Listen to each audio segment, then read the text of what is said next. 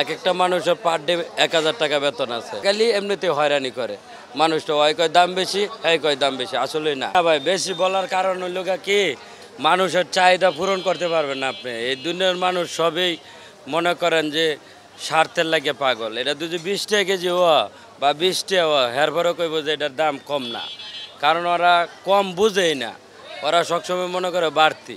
অথচ এটা এই জালিটা প্রয়োগ করতে যায় মনে করেন বেটা ৩০ টাকা খরচ হয়েছে, ৩০ টাকা খরচে সার দিছে, বেটা পারিশ্রমিক দিছে, কামলার বেতন আছে, গাড়ি ভাড়াতে ঢাকা আনছে, তারপর বেচছে, ওইগুলা খরচ মিলে ভাই এই জালি ৩০ টাকা ৪০ টাকা পরে। কিন্তু ৫০ টাকা বেচলে বেড়াইনেরও কিছু লাভ, অগরও কিছু লাভ ছাড়া হয় না। কিন্তু অগর চাহিদা মতো হইতো না ভাই, জীবনে হইতো না। বহুদিন আগে মনে করেন ২০ টাকা ৩০ টাকা ছিল, এখন তো মনে করেন সব জিনিসের দাম বেশি, ঘুরে গাড়ি তো দেখেনি, বেকেই বেশি। সরকারের থেকে যে জিনিসটি প্রয়োগ করতেছে এটিরও দাম বেশি।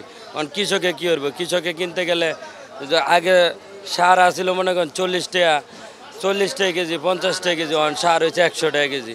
তাহলে এই জিনিসটি ঘাটতি হইতেছে না ভাই, ওটি সব ঘাটতি হইতেছে। এটি কৃষকের এনে প্রয়োগ করতেছে না, কৃষকে ৪০ টাকা বেচবে ভাই, কিচ্ছু করার নাই।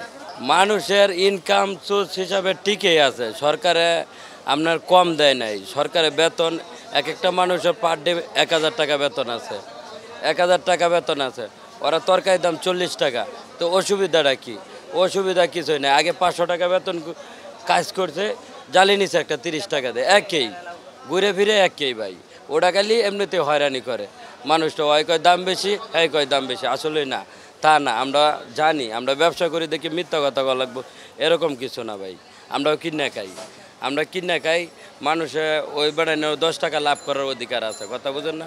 ওই বেড়ার ফ্যামিলি আছে, সংসার আছে। আমার কিন্তু ১০ টাকা নিয়ে বেড়া চলবো, আমিও অগর কিন্তু ১০ টাকা নিয়ে চলবো, এটাই।